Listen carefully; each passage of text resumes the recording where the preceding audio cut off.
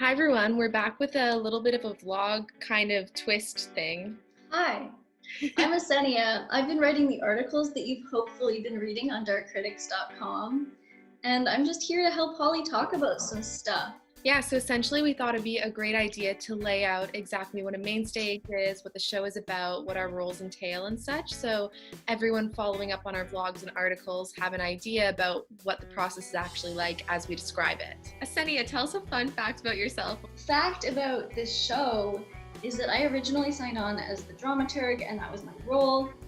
But I've been taking on responsibilities and helping out where I can. And so I now have two jobs for the production plus embedded criticism. So I'm now also the script supervisor.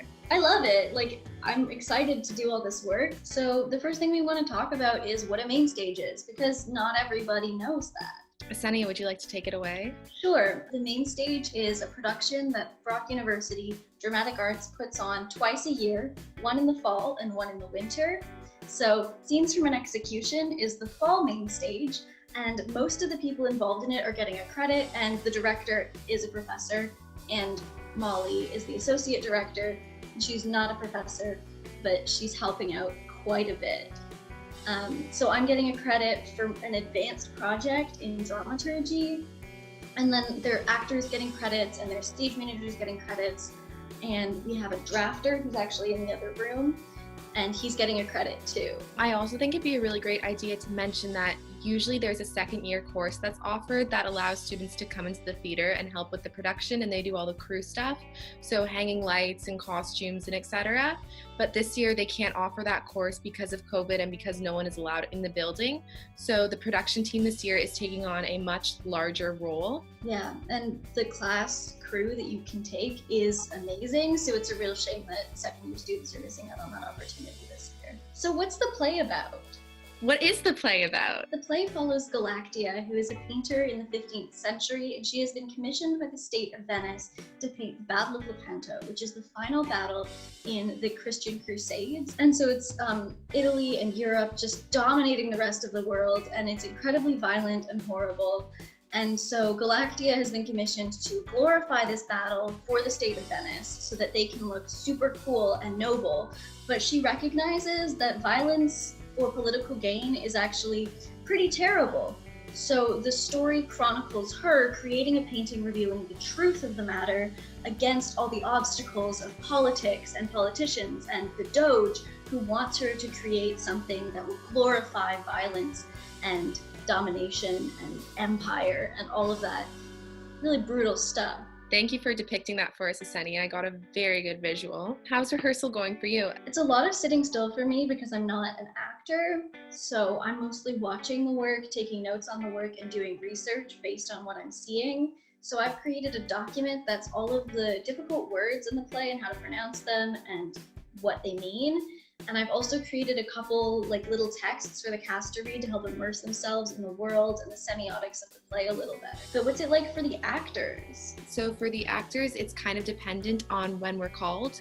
So because there are some people who aren't in scenes and others who are, we have a schedule around when we are called for the rehearsal or if we are called for the rehearsal. So we'll do a warm-up for about half hour to 45 minutes at the beginning of every rehearsal, and then we'll dive into scenes. We'll also talk a lot about the logistics. So if we need any props in that moment, what props do we need? How are we creating the scene? What are the camera angles going to look like? It's a lot of that in addition to the actual dialogue itself. I don't know if you've talked about this yet, but Galactia, the painter who I mentioned, is Holly. And so with the role she has, I am attending majority of the rehearsals.